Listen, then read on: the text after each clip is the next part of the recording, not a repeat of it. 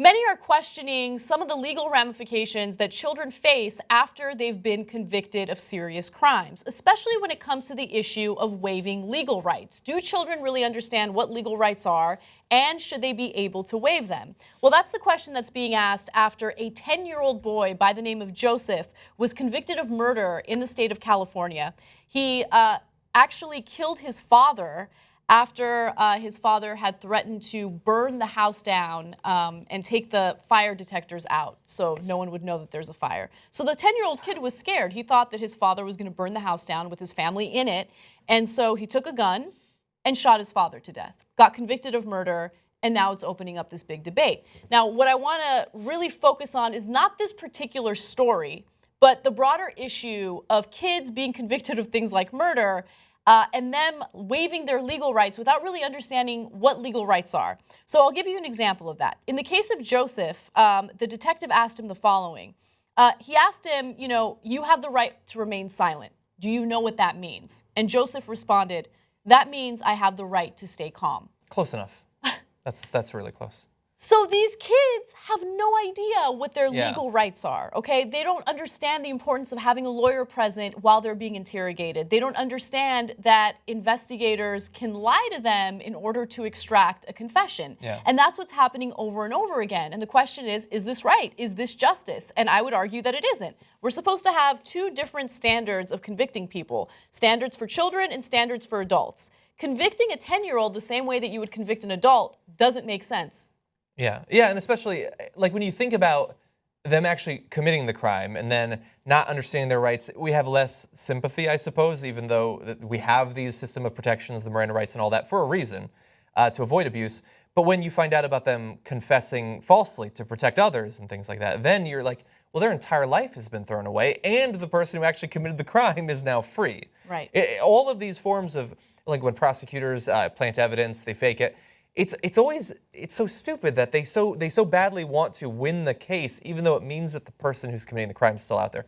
That always bothers me. Yeah, and this story actually made me think about a policy that's being proposed in Connecticut right now, where they would raise the age for you being considered an adult for the purpose of going to jail to, I believe in that case, 21. They're considering right now, which I believe Germany has the same thing, with the rationale being that the parts of the brain that control impulsivity, like those sorts of things, emotional regulation and all that, don't actually finish developing until you're 23, 25 years old.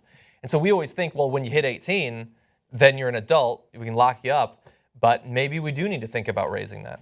Yeah. Especially in a modern world where young people, they don't have as much responsibility. We are infantilized for far longer. Some of us still. We haven't moved out of that phase. So maybe that needs to be taken into effect. Well, taken into account. Whether or not we increase the age of when someone is tried as an adult is an interesting question. But how about we start fixing the current issue that we have now, which is we have this system set in place, but that system isn't used. Like, we still treat children as if they're adults in these cases. Children do not have a firm understanding of our legal justice system. They don't have a firm understanding of everything that they do. They don't have a firm understanding of consequences. And it's interesting that if a 14-year-old who steals liquor from a Walmart and then proceeds to drive drunk with minors in the car and then kills 4 people, can just say that he has affluenza and he doesn't face any jail time at all. That's like one justice system that we have available. The other justice system is, oh, here's a 10-year-old who shot and killed his father after he was threatened.